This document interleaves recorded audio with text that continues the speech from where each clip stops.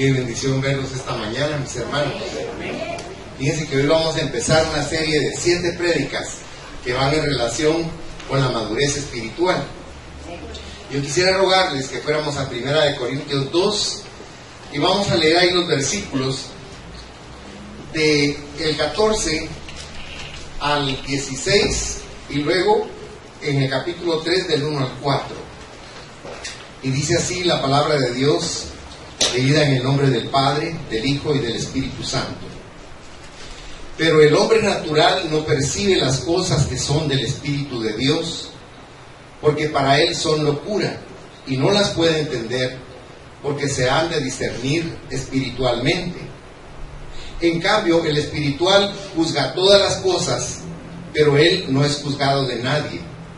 Porque ¿quién conoció la mente del Señor? ¿Quién le instruirá? Mas nosotros tenemos la mente de Cristo. De manera que yo, hermanos, no pude hablaros como a espirituales, sino como a carnales, como a niños en Cristo. Os di a beber leche y no vianda, porque aún no erais capaces, ni sois capaces todavía, porque aún sois carnales. Pues habiendo entre vosotros celos, contiendas y disensiones, ¿no sois carnales y andáis como hombres? Porque diciendo el uno, yo ciertamente soy de Pablo, y el otro, yo soy de Apolos, ¿no sois carnales? Amado Dios, te damos gracias por tu palabra, porque Señor es como una mina de diamantes donde estamos sacando ópalos, rubíes, esmeraldas, topacios. Son riquezas inmensas las que contiene tu palabra, Señor, y están a nuestra disposición y te lo agradecemos, porque necesitamos enriquecer nuestro acervo espiritual. Y en esta mañana yo te pido que sazones la palabra, que la llenes de esa unción tuya para que sea una bendición para cada uno de tus hijos y de tus hijas, y que esto nos ayude, Señor, a madurar, a crecer y a comprender esa dicha que tenemos de ser tus hijos, Señor. En tus manos ponemos nuestro servicio, Espíritu Santo.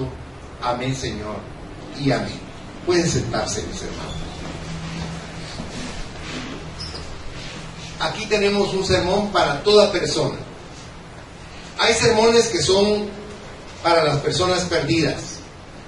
Hay sermones que son también para los que conocen a Dios o quieren corregir sus conductas. Pero este es un mensaje para usted y para mí. Entonces tenemos 3 clases de personas. Si usted notó, primero nos habló del hombre natural, luego nos habló del hombre espiritual y luego nos habló del hombre carnal. Déjeme que le explique algo rápidamente. Los corintios eran un pueblo, como decía ahora Nueva York, una ciudad cosmopolita. Tenía 2 puertos formidables, de los cuales fluía un comercio increíble, y esto producía cultura, pero la cultura y el conocimiento producía también mucho vicio. De manera que Pablo luchó para que ellos, estuvo un año, 8 meses aproximadamente con ellos, y les enseñó todo lo que pudo, y luego Apolo se quedó instruyéndolos y enseñándoles. Pero aquí él les está reconviniendo a través de la palabra con dulzura, para que ellos comprendan y conozcan muchas cosas que nosotros creemos comprender o creer. Recuérdense que si algo nos daña a nosotros mismos es nuestro conocimiento personal. Creemos nosotros que lo sabemos todo muchas veces, aunque no lo digamos. ¿Sabe cómo es eso? Como que usted buceara y se encontrara en el océano a un pececito y el pececito le dijera, disculpe, ¿dónde queda el océano? Nosotros estamos inmersos en Dios y lo andamos buscando. Dios está aquí. Amén. Y está en nosotros también. Fíjese que es algo que usted no lo puede comprender, se lo digo con todo respeto. Entiéndame que el propósito no es decirle a usted que usted es incapaz, no. El propósito es que usted descubra que con la mente humana no podemos comprender las cosas de Dios. Si yo le dijera a usted, ¿conoce usted el Código Procesal Penal de Guatemala? ¿Qué me diría usted? No. Ahora, si usted es abogado, por supuesto. Sin embargo, lo tiene ahí para consultarlo. Porque no conocemos totalmente las cosas. Y Dios quiere que aprendamos a conocerlo a Él, y a través de conocerlo a Él, conocernos a nosotros mismos. Porque con todo respeto les digo, ustedes y yo no conocemos a Dios. Usted puede ver a una persona, y si le dijeran, usted conoce a esa persona, y si usted es honesto va a decir, no. Porque ni nosotros mismos nos conocemos. Entonces, ¿cómo vamos a conocer a Dios, hermano? Fíjese que la gente piensa que la Biblia es un libro de reglas. Y eso les pasó a los judíos. De los 10 mandamientos sacaron más de 3.600 mandamientos. Hasta el día sábado tenían que contar los pasos, y si el baño les quedaba lejos, te amolaban. Porque eran muy estrictos para observar la ley. Pero ¿sabe qué? No cambiaban su corazón. Así es. Y Dios no quiere que usted obedezca leyes. Dios quiere que usted lo agrade a Él con su corazón. Eso es lo que está buscando Él, nuestro corazón. Pero para eso tenemos que introducirnos en Él a través del conocimiento que el Señor nos quiere compartir con amor. Porque la religión no es el propósito.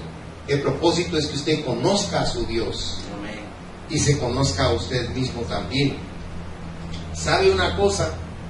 Al ver quiénes son estas personas esta mañana, tenemos que entender por qué a esta parte teológicamente se le llama la iluminación.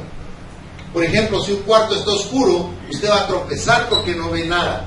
Pero si enciende una luz, por débil que sea la luz, usted va a poder ver.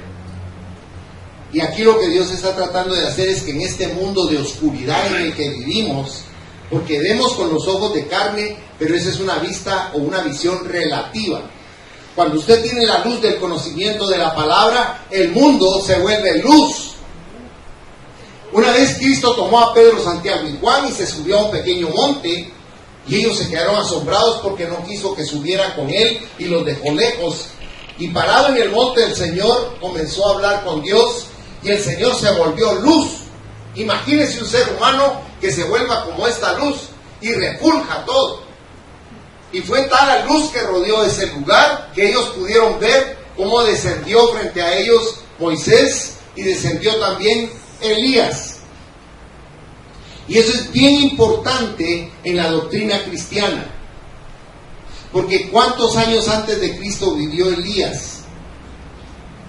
700 años. ¿Y cuántos años vivió Moisés?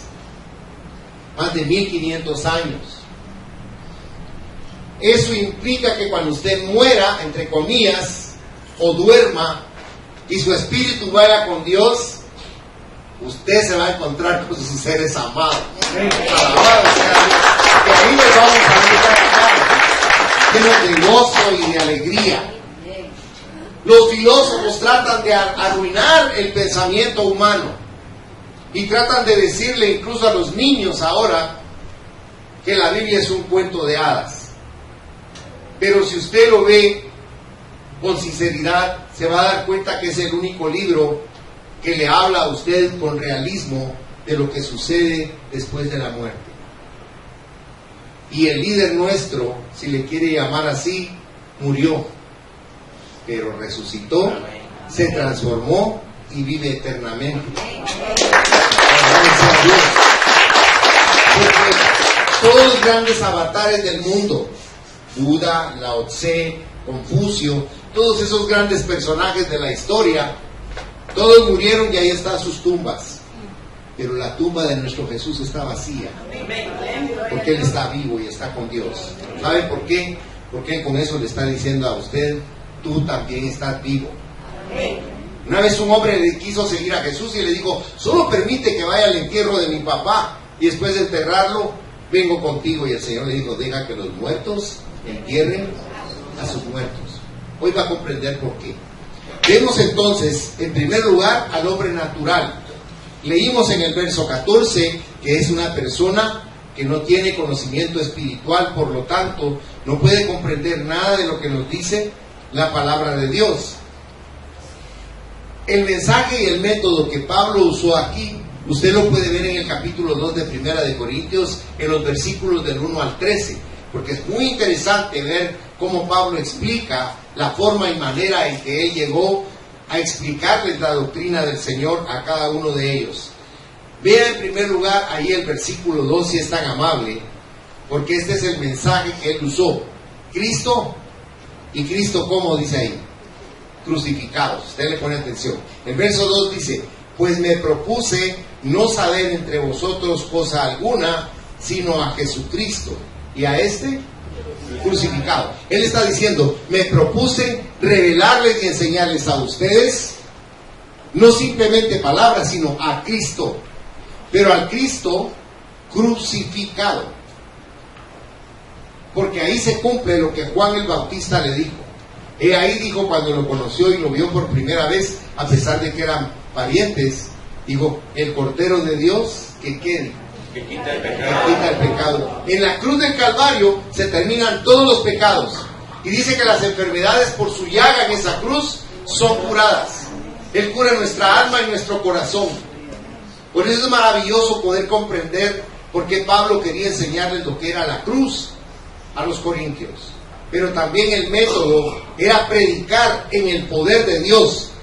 Déjenme decirle rápidamente: Pablo no estaba tratando de ser un erudito por sí mismo, aunque en realidad lo era, porque era un hombre sumamente preparado, con muchas letras, con mucha universidad, si usted quiere.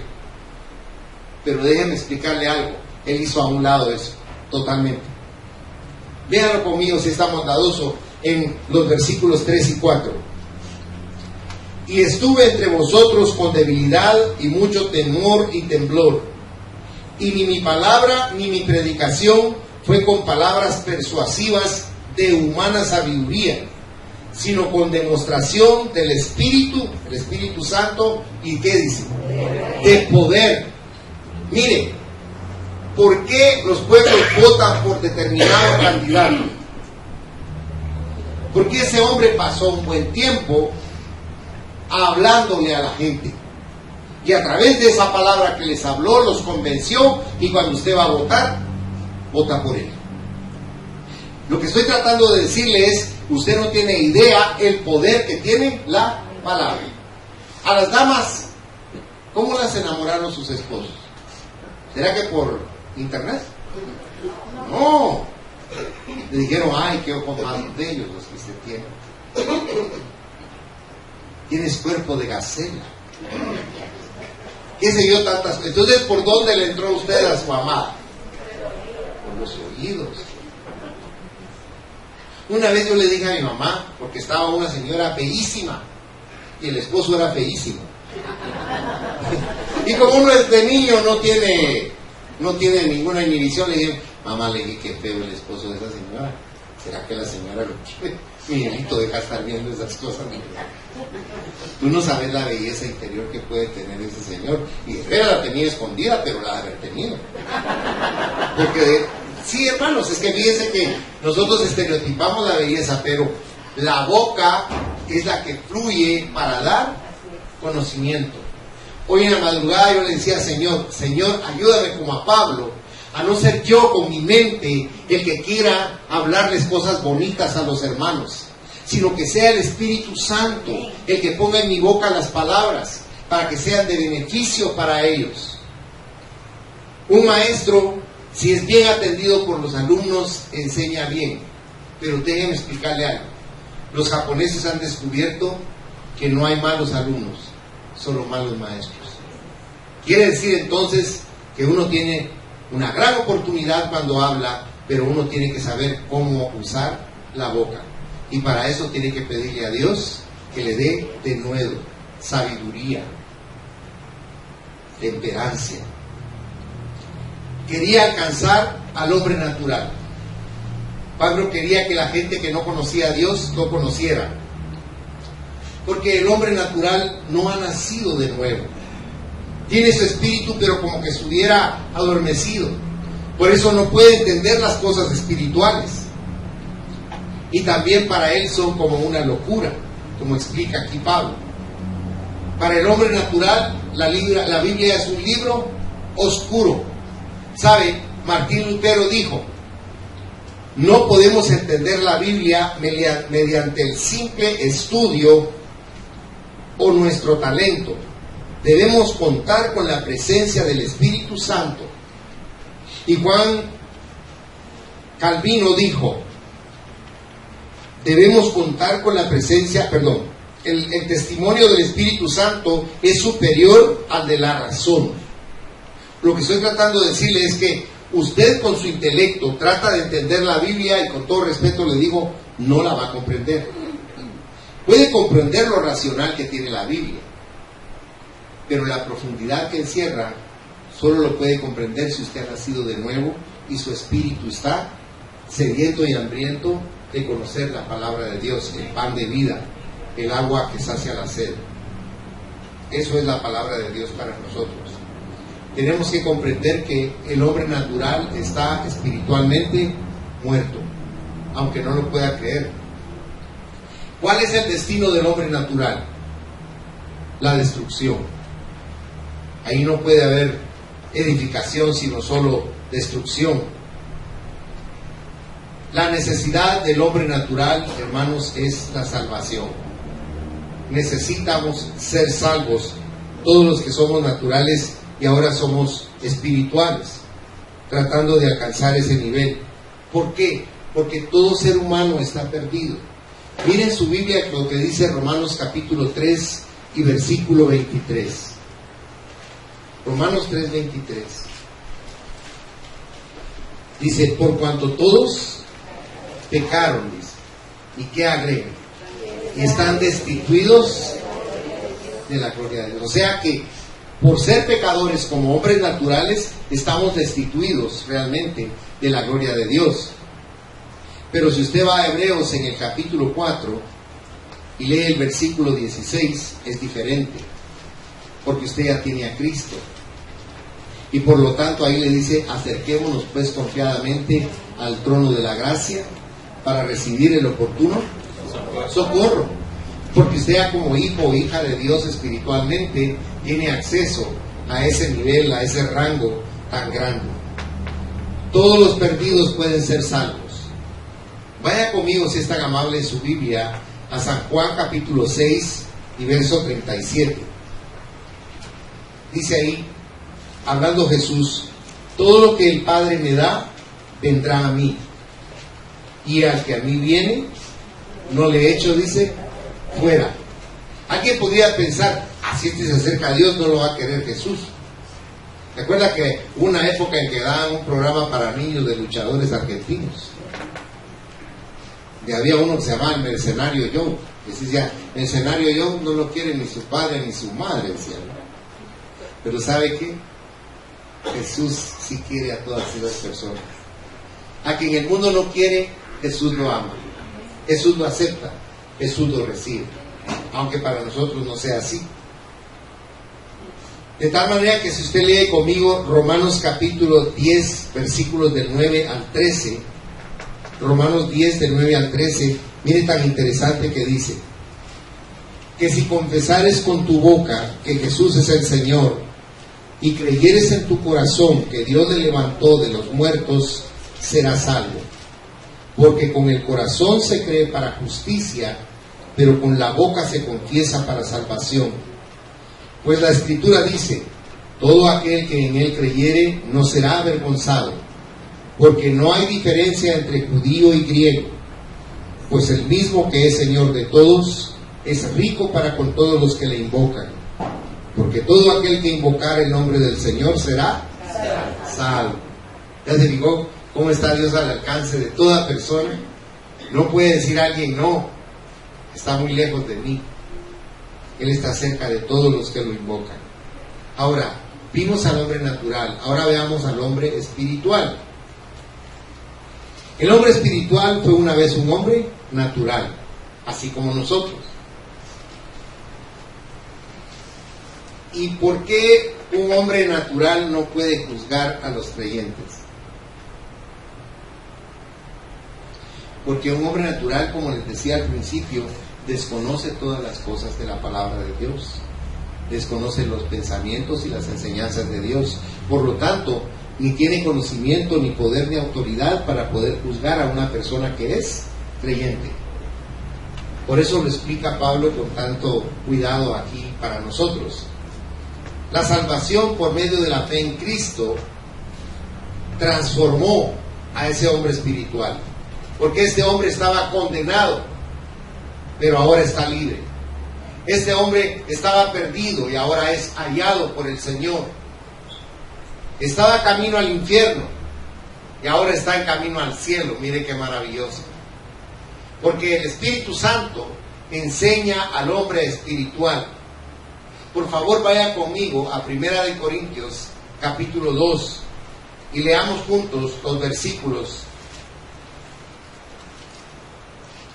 del 11 al 13, por favor. Mire cómo dice: porque ¿quién de los hombres sabe las cosas del hombre sino el espíritu del hombre que está en él? Así tampoco nadie conoció las cosas de Dios sino el Espíritu de Dios. Y nosotros no hemos recibido el espíritu del mundo, sino el Espíritu Santo que proviene de Dios, para que sepamos lo que Dios nos ha concedido, lo cual también hablamos, no con palabras enseñadas por sabiduría humana, sino con las que enseña el Espíritu, acomodando lo espiritual a lo espiritual. Mire cómo dice en San Juan 5, el verso 24. Dice Jesús: de cierto os digo, el que oye mi palabra y crea al que me envió, tiene vida eterna, y no vendrá a condenación, mas ha pasado, ¿qué dice su Biblia? De muerte a vida. Ahora, ¿cuál es el problema? Si volvemos al principio del mensaje, yo le dije que la gente natural cree que está viva, porque sus funciones del cuerpo están ahí latentes, ¿verdad? Pero esa persona no está viva, espiritualmente está muerta. Por eso cuando usted recibe a Cristo, usted pasa de muerte a vida. Ahora, déjeme que le explique algo. Cuando Lázaro resucitó, y antes que resucitara, Cristo habla con su hermana Marta. Él le dice a Marta que el que cree en Él, en Jesucristo, no puede morir, le dice, jamás, nunca. Nuestra hermana Lucila Palacios estuvo por 10 años bajo la cobertura de la iglesia. El día viernes falleció y se le enterró el día sábado. Pero ¿sabe una cosa? Nuestro hermano Byron se encargó de todo esto. Y cuando él estaba con los albañiles que estaban sellando el nicho de la hermana Lucila, que está con Dios ahora, él comenzó a platicar con ellos y uno de los albañiles le comenzó a hablar que habían tenido un servicio el día anterior y que le dijo al pastor, después de 2 horas, le dijo: mire, nosotros nos tenemos que ir. Usted se espera, le dijo al pastor, hasta que termine el servicio. Yo le digo: tan bonito con usted, le dijo. ¿No estaba sobre él? Entonces comenzaron a platicar y le dijo: y ustedes ya tienen a Cristo. ¿Por qué? Le dijo: ella está con Dios, ella no ha muerto, está con Dios, está viva. Y ustedes ya tienen a Jesús. Yo sí, le dijo un albañil, yo soy salvo, yo tengo a Cristo, yo soy creyente. Él no, usted fuma y él chupa y yo no soy pobre. Entonces Byron le comenzó a explicar a él de una manera diferente lo que es la salvación, porque la salvación no es para condenar, es para salvar. Y el Señor vino a salvar lo que se había perdido. Entonces, cuando ya estaban terminando, este albañil le dijo a Byron: mire, ¿qué tengo que hacer para ser salvo? Y ahí hizo su oración de fe y aceptó a Jesucristo. Y dejó de estar muerto para estar vivo. ¿Sabe qué pasa? Que como es algo espiritual, las personas no lo pueden comprender porque es algo subjetivo. Usted no lo puede mostrar en un video. Es algo que lo entendemos por el Espíritu y por medio de la fe. ¿Qué es la fe? La certeza de lo que se espera, la convicción de lo que no. Ahora yo le pregunto, ¿es lógico eso o racional? No. Pero ahí es donde choca el mundo con nosotros, porque nosotros llamamos a las cosas que no son como si fueran. ¿Ha conocido usted gente que no cambia? ¿Y la ha cambiado Dios? Aquí tiene uno mismo. ¿Para qué nos vamos a ir más lejos? Puro Juan charrasqueado, chaparro, borracho, parrandero y jugador, todo lo que se quiera. Pero mire lo que Dios puede hacer con una persona así. Él me transformó y me cambió. Él me hizo pensar de una manera diferente. Él me hizo entender que el gozo y la felicidad no está en las cosas materiales, sino en las espirituales, porque todo lo material es pasajero, es liviano, se termina, es temporal, pero lo espiritual no. Por eso decía un canto viejo: este gozo que tengo yo, el mundo no me lo dio, y si no me lo dio, no me lo puede quitar, porque lo que Dios le da a usted espiritualmente, el mundo no puede entrar ahí, no tiene capacidad para entrar ahí. Dios quiere que usted sea feliz, pero integralmente, no parcialmente. Y el gozo de Dios no se quita, hermanos. Está permanentemente en nuestro corazón. Ahora, el hombre espiritual discierne. ¿Qué quiere decir eso? Del griego dice que quiere decir comprende. O sea, el hombre espiritual comprende. Si usted va conmigo, por favor, a San Juan 2, versículo 27. Aquí nos dice Pablo que el hombre espiritual comprende, dice, todas las cosas, ¿verdad? Ve ahí conmigo, por favor, primera de Juan 2, 27. Le ruego que le ponga atención. Dice, pero la unción, déjeme que le explique rápidamente. Los reyes y los profetas y los siervos de Dios en la antigüedad, antes de Cristo, eran ungidos, o sea, bañados literalmente en aceite. Les derramaban un cuerno de aceite en la cabeza y les tomaba la ropa hasta el suelo. Ahora, ¿por qué? Porque ese ungüento, esa cobertura de aceite, era figura de que el Espíritu de Dios estaba envolviéndolo y cubriéndolo. Ahora, mire qué maravilloso. La unción de Dios a nosotros no solo nos cubre y nos envuelve, sino que nos llena por dentro también. Esa es la diferencia. Ellos no tenían la llenura que usted y yo tenemos, porque usted le abrió su corazón a Jesús, y Jesús entró y nos llenó de esa unción. Por eso ahora usted va a entender mejor el versículo. Dice el verso 27, pero la unción que vosotros recibisteis de Él permanece en vosotros, y no tenéis necesidad de que nadie os enseñe, así como la unción misma os enseña todas las cosas, y es verdadera y no es mentira, según ella os ha enseñado. Permaneced en ¿qué? ¿Por qué dice permanecer en Él? Porque cuando yo humanamente contristo, ofendo o insulto al Espíritu Santo, lo estoy sacando de mí. O sea, esa unción ya no va a permanecer en mí, porque yo voluntariamente estoy diciéndole fuera con mi forma de actuar y de ser. Por eso en Efesios 4 Pablo nos habla con amor y nos dice, no contristen al Espíritu Santo. Fíjense que el Espíritu Santo es Dios y nosotros tenemos poder para hacerlo llorar. ¿Qué le parece? Qué triste, ¿verdad?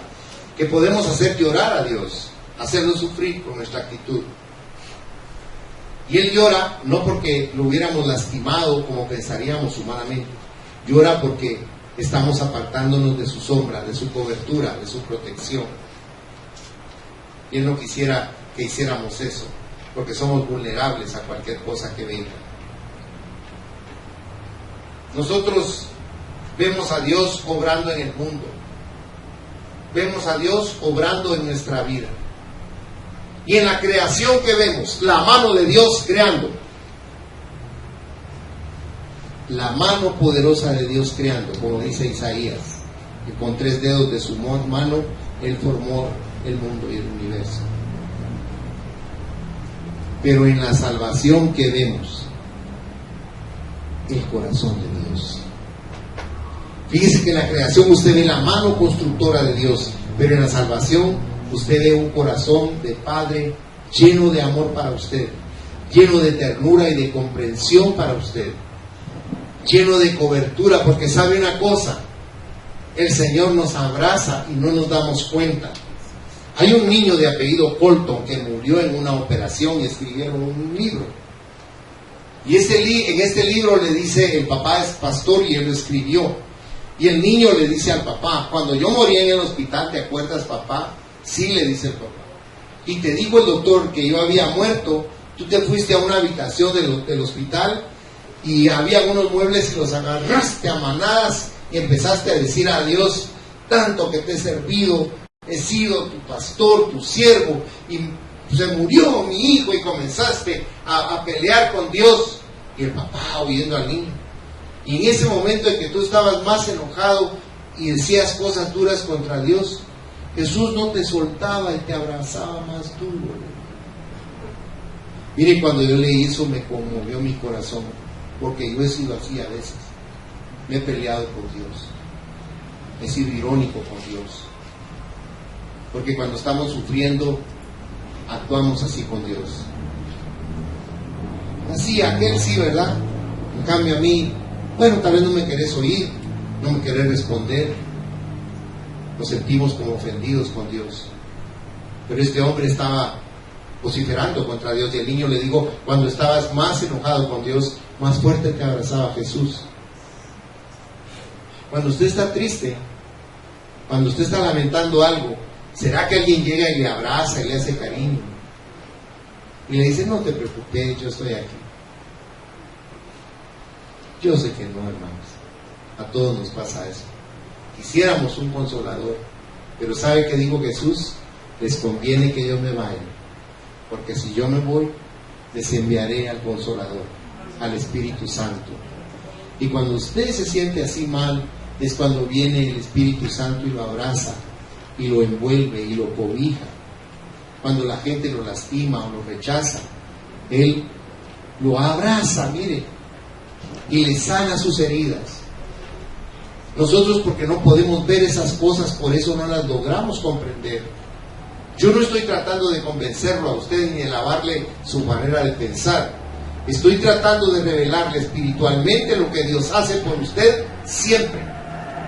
Porque Dios es constante, no es intermitente. Él es definido por todo lo que hace por cada uno de nosotros. Otros no logran comprenderlo, porque cuando estamos en problemas como cristianos, también nos sentimos como humillados y desalojados. Vaya conmigo a San Juan 15, del 18 al 20. Mire cómo Jesús nos advirtió sobre eso.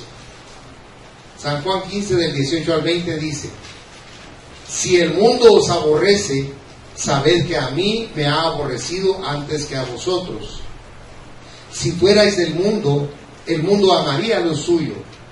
Pero porque no sois del mundo, antes yo os elegí del mundo, por eso el mundo os aborrece. Acordaos de la palabra que yo os he dicho: el siervo no es mayor que su señor. Si a mí me han perseguido, también a vosotros os perseguirán. Pero mire lo que dice: si ha guardado mi palabra, también guardará, dice, la vuestra. Cuando usted deja el mensaje de salvación en alguien, ese mensaje se queda ahí como una semilla que va a germinar. Mire tan maravilloso Cristo. Y Pedro nos advierte también de cuando somos rechazados. Vaya por favor a la primera epístola de Pedro, si es tan amable, en el capítulo 4, versículos del 12 al 14. Y ahí dice la palabra: amados, no os sorprendáis del fuego de prueba que os ha sobrevenido, como si alguna cosa extraña os aconteciese, sino gozaos por cuanto sois participantes de los padecimientos de Cristo, para que también en la revelación de su gloria os gocéis con gran alegría. Si sois vituperados por el nombre de Cristo, sois bienaventurados, porque el glorioso Espíritu de Dios reposa sobre vosotros. Ciertamente, de parte de ellos, Él es blasfemado, pero por vosotros es glorificado. O sea, van a venir pruebas aunque usted sea espiritual, pero tiene que comprender que es parte de la vida. Cristo fue muy justo y transparente con nosotros. Se recuerda que Él dijo: en este mundo tendréis aflicción, pero confiad, porque yo he vencido al mundo. O sea, nosotros tenemos que confiar en que si estamos con Cristo, somos, dice Romanos 8, más que vencedores. ¿Qué nos puede separar del amor de Dios? Nada. Nada nos puede separar del amor de Dios. Y usted dirá: ¿y para qué quiero el amor de Dios? Si el amor es la energía que mueve el universo. Usted se mueve por ese amor. Usted vive por ese amor. Usted prospera y tiene recursos por ese amor. ¿Sabe que en Malaquías dice el Señor que porque Él no cambia, nosotros no hemos sido, dice, consumidos? Porque Dios, bendito sea su nombre, no es humano. Nosotros somos selectivos, ¿verdad? Si estamos bien con alguien, ahí va todo bien. Pero si ese alguien nos tira las trenzas, nos apartamos. Dios no hace eso. Dios siempre nos ama y nos acepta tal y como somos, a pesar de que a veces lo rechazamos a Él o lo ofendemos. Pero su amor no deja de ser nunca. Los incrédulos quieren corregir a los creyentes y quieren discutir sobre las verdades que creemos. Pero cuando ellos contradicen las enseñanzas de la Biblia, no están discutiendo con nosotros, sino con Dios, cuyos pensamientos ellos no entienden, pues están tratando de instruirlo a Él. Y eso es un absurdo, ¿verdad? ¿Quién puede instruir a Dios, hermano? Nadie. Solo Él tiene ese poder y esa capacidad. El hombre espiritual tiene la mente de Cristo. Si ustedes se recuerdan, leímos en el versículo 16 de 1 Corintios 2, porque ¿quién conoció la mente del Señor? ¿Quién le instruirá? Mas nosotros tenemos la mente de Cristo. ¿Por qué? Precisamente porque usted está aquí esta mañana, porque usted tiene un devocional, porque usted ora. O sea, el poder de la palabra, la mente de Cristo, está llenando todo su ser. Y usted no puede ser juzgado por nadie, porque los espirituales no juzgan a nadie. Los carnales sí, desafortunadamente. Y entramos para finalizar con el hombre carnal. Leímos en 1 Corintios 3 del 1 al 4 cómo Pablo les dice a los corintios que no tenían, a pesar de los años que tenían de estar aprendiendo la palabra de Dios, no tenían el conocimiento, la revelación y la unción para poder comprenderlo todo. Porque a pesar de los años seguían siendo, ¿qué dice Pablo ahí? Bebés, niños espirituales, ¿verdad? Dice, les tuve que dar a beber leche y no comida, porque no tenían capacidad para digerir lo espiritual. Eso es lo que le está hablando análogamente. Porque a veces creemos que sabemos, pero realmente no sabemos. Y aquí el Señor quiere que comprendamos. El hombre carnal está confundido. Si vemos el espiritual, ¿hacia dónde ve? Hacia el cielo, y busca las cosas espirituales. Y si vemos al hombre carnal, porque el natural está en el mundo y está feliz en el mundo y ve el mundo y ahí se centra. Pero el hombre carnal es el cristiano que está viendo hacia el cielo y le gusta y ama las cosas del cielo, pero también está arraigado en el mundo y no quiere soltar el mundo. Está aferrado al mundo. ¿Me entiende esa lucha? Si usted va a Gálatas, en el capítulo 5, los versículos 16 y 17, dice que no andemos en la carne, sino que tratemos de andar en el Espíritu Santo. Porque dentro de nosotros hay una gran batalla, una gran lucha. Nuestro espíritu está luchando contra nuestra alma, contra nuestra carne. Porque el concepto carne no se refiere a lo físico, sino a las actitudes carnales que tenemos. Entonces dentro de nosotros hay una gran batalla, hay una lucha, y ahí dice claramente Pablo que el remedio es buscar al Espíritu Santo. Ahora, cuando usted busca de corazón al Espíritu Santo y usted anhela al Espíritu Santo, el Señor viene y nos hace producir fruto. ¿Cuál es el fruto del Espíritu? En primer lugar dice que es amor. ¿Y luego qué? Gozo, paz, paciencia, bondad, benignidad, fe, mansedumbre, templanza. Ahora, ¿qué dice al final? ¿Contra tales cosas dice? No hay ley. No hay ley. Ahora yo le pregunto, con todo respeto, de todos los que mencionamos, ¿cuál es el que usted más tiene?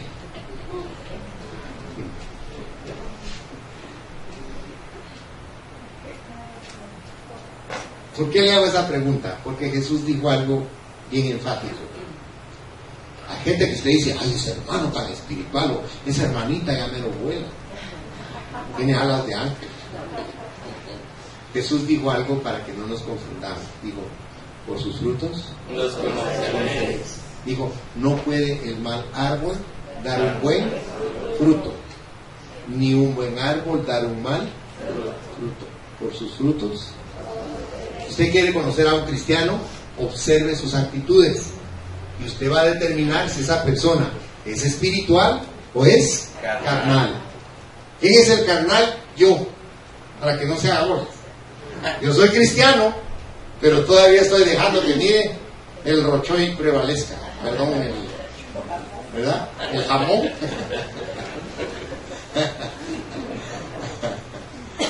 Bueno, steak, si quiere más de anglosajón. La realidad es que nosotros estamos aquí porque anhelamos que Dios nos ayude a comprender la razón por la cual nos envió a la tierra, a comprender qué es lo que Él anhela y desea de cada uno de nosotros, a comprender que la iglesia no es un lugar de competencia, sino es un lugar de amor, a aceptar el reto de Dios a que todos nosotros nos amemos, porque en la iglesia observe y se va a dar cuenta de que muchas veces no nos amamos y nos deberíamos de amar todos, fíjense. Pero por eso es que la iglesia es como un rompecabezas. Cuando está armado se ve lindo, pero si usted lo trata de levantar, se le va a desparramar en pedazos. Nosotros tenemos que anhelar el conocimiento de Dios para amar. ¿Para qué está puesto usted y yo aquí en la tierra? Para amar a Dios. Y si amamos a Dios, ¿qué va a suceder? Vamos a amar a nuestro prójimo y nos vamos a amar a nosotros mismos. Anhelamos eso. ¿Sabe que los Beatles, cuando se disolvió el grupo, muchos de ellos tenían un vacío tan gigantesco en su interior que se fueron a la India y le pagaron millones a gurús para que los guiaran supuestamente en un nuevo concepto de vida? Ninguno lo encontró, porque eso no está aquí, eso está en Cristo. Solo Él nos puede llenar ese vacío existencial que tenemos nosotros. El hombre busca de alguna forma estar alegre, estar contento. Por eso existe el ron, el whisky, la cerveza, la coca, la marihuana, porque es la lucha y el afán del hombre de querer encontrar algo que sea como un paliativo para ser feliz. Pero cuando usted verdaderamente es espiritual y encuentra a Dios, créamelo, se lo doy como un testimonio, ya no necesita nada de esas cosas, porque Dios es suficiente para su corazón.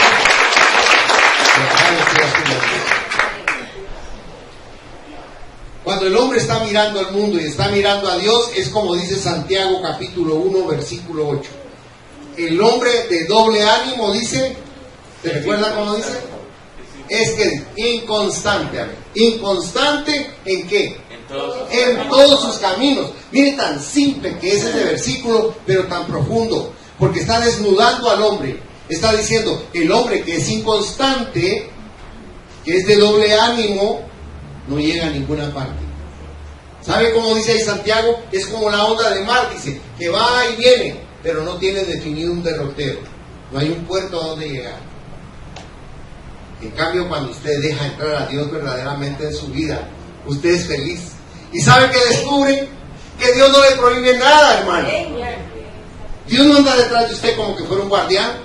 Eso no. Cuidado con eso. Por eso fíjese que yo tenía un amigo que me dijo que tenemos que mejor me salí de ahí. ¿Por qué? Él se metió a un cuento de gordos anónimos que hicieron uno de sus amigos, él quería adelgazar, ¿verdad? Pero me dijo, me salí porque iba a asesinar al gurú, me dijo de no comer. Porque cada vez que me eso no lo puede comer. Yo al principio me reía, decía gracias, pero ya cuando llevaba 2 días ahí lo quería matarme. No dejaba que comiera nada, andaba tirando mordidas al aire, porque la realidad es que nosotros no queremos que nos anden fiscalizando.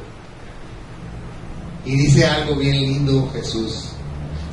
Dice Jesús que si nosotros lo conocemos a Él, O sea, si conocemos a la verdad, esa verdad nos va a hacer verdaderamente libres. No va a haber nadie que nos ande fiscalizando, ni cuidando, ni diciendo, eso no, te va a hacer mal, cuidado. 10 calorías, 20 calorías, no. Nosotros tenemos que aprender a conocer a Dios. Dios es amor.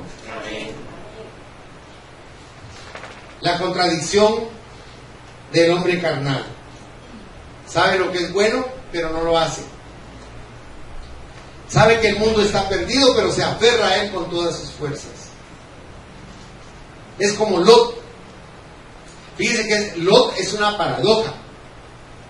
Cuando Dios le ordenó a Abraham y le dijo, sal de tu tierra y de tu parentela y vete al lugar que yo te voy a decir, ¿sabe qué fue lo primero que hizo? Vos, Lot, venite conmigo. Y Dios le dijo, solo tú, le dijo, y tu esposa. Pero se llegó a Lot. Y Lot era cabal, carnal. Y Lot se fue a vivir, ¿sabe a dónde? Sodoma y a Sodoma y Gomorra. Ay, qué cosa más tremenda. Mírenlo conmigo, por favor. Aquí estamos finalizando. Vayan a su Biblia a Génesis, si está bondadoso. Génesis capítulo 19, si mal no recuerdo.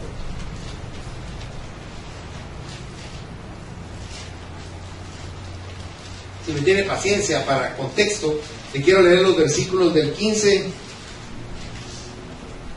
al 17, le voy a leer. Le voy a explicar rápidamente. Dios le dijo a Abraham, voy a destruir 5 ciudades, dentro de las cuales las principales eran Sodoma y Gomorra. ¿Por qué? Porque era un lugar donde la homosexualidad y el lesbianismo habían llegado a un límite que apestaba para Dios, donde el hombre vivía solo para el sexo y para los vicios. Y entonces Dios le dijo, los voy a destruir. Y usted conoce la historia de Abraham, que regateó con Dios por Lot, y no había ni un solo justo en ese lugar. Pero en su misericordia Dios, para agradar por el amor que sentía Abraham, manda a los ángeles, porque Lot no quería salir de ese lugar. Lot es figura de nosotros en el mundo. Ahora, leamos el verso 15. Dice, y al rayar el alba, los ángeles daban prisa a Lot diciendo, levántate, toma tu mujer y tus 2 hijas que se hallan aquí, para que no perezcas en el castigo de la ciudad. Y deteniéndose él, los varones asieron de su mano y de la mano de su mujer y de las manos de sus 2 hijas, según la misericordia de Jehová para con él, y lo sacaron y lo pusieron fuera de la ciudad. Y cuando los hubieron llevado fuera, dijeron, escapa, ¿por qué dice su Biblia? Por tu vida. No mires tras ti, ni pares en toda esta llanura. Escapa al monte, no sea qué. Pero ¿qué nos está diciendo Jesús ahorita? Salgan del mundo, entren al arca. Cristo es el arca. Metámonos en el arca, huyamos del mundo, porque el mundo se va a destruir. Mire, usted va a pensar que yo soy un pesimista, pero no es eso. Por favor, observe con un poco de acuciosidad lo que está sucediendo en el mundo. Mire esa tormenta que estuvo sobre la India. Mire la tormenta que está en el Pacífico, que nos está afectando. Mire cuánto terremoto ha habido. El terremoto de Chile fue tan poderoso que movió todo el continente. Toda la Argentina fue movida. Se movió de su lugar por el terremoto. Mire el tsunami que hubo. Mire el terremoto y el maremoto que hubo en Japón. O sea, y esto está sucediendo continuamente. No se detiene. ¿Sabe por qué? Porque Dios nos lo ha advertido y nos lo dice en su palabra, pero nosotros no creemos lo que dice la palabra de Dios. El deshielo que hay en el mundo es tan poderoso que dentro de poco va a subir otro grado la temperatura. Sabe que está estipulado que para el año 50 la temperatura promedio en la Tierra no van a ser 33 grados centígrados, sino 70 grados centígrados. ¿Qué ser humano puede vivir bajo ese calor? Pero eso no piense que es una hipótesis, eso es algo que está sucediendo. Las especies de animales se han ido acabando y quedan muy pocas. El mundo se está destruyendo a cada instante. Mire las guerras. Mire cómo se han desnudado en los Estados Unidos sus servicios secretos, diciendo las barbaridades que hacen con tal de obtener el poder. ¿Por qué quitaron al Shah de Irán? Porque los norteamericanos querían el petróleo. ¿Por qué hicieron esa guerra que hicieron ahorita en Irak? Porque deseaban ese petróleo. No sé si me entiende lo que le quiero decir. El hombre, en su afán de poder y de dinero, está destruyendo este paraíso que es la tierra. La tierra es un lugar precioso, hermanos, pero el hombre se ha encargado de destruirlo. Usted sabe que en el Océano Pacífico hay una isla de bolsas plásticas del tamaño de Manhattan. El mundo se está deshaciendo ante nuestros ojos, pero nosotros como que eso no nos importara. Nota cómo tuvieron que hacer los ángeles con Lot. Lo tuvieron que sacar a él y a su familia a la fuerza. ¿Y sabe qué? Cuando les digo no mires para atrás, era como decirle, olvídate de las cosas del mundo, porque eso te va a hacer daño, te lleva a la muerte. Pero la mujer de Lot, cuando ya iban saliendo, volteó a ver, porque pura la canción, dejé mi amor en Sodoma. Y cuando volteó a ver, dice que se convirtió en una estatua de sal. Y eso es literal, hermanos. Porque nosotros a Dios no le queremos creer. Pero esto se está deshaciendo. Mire, si viniera un pescador que no tiene ni la primaria, sino apenas sabe leer y escribir, de allá del puerto de San José, y le viniera a decir a usted lo que va a suceder en el cosmos, ¿usted qué pensaría? Tal vez nos reiríamos, ¿verdad? Pobrecito, está ignorante. Pues yo le quiero presentar a ese pescador. Vaya por favor a la segunda carta de Pedro, si es tan amable.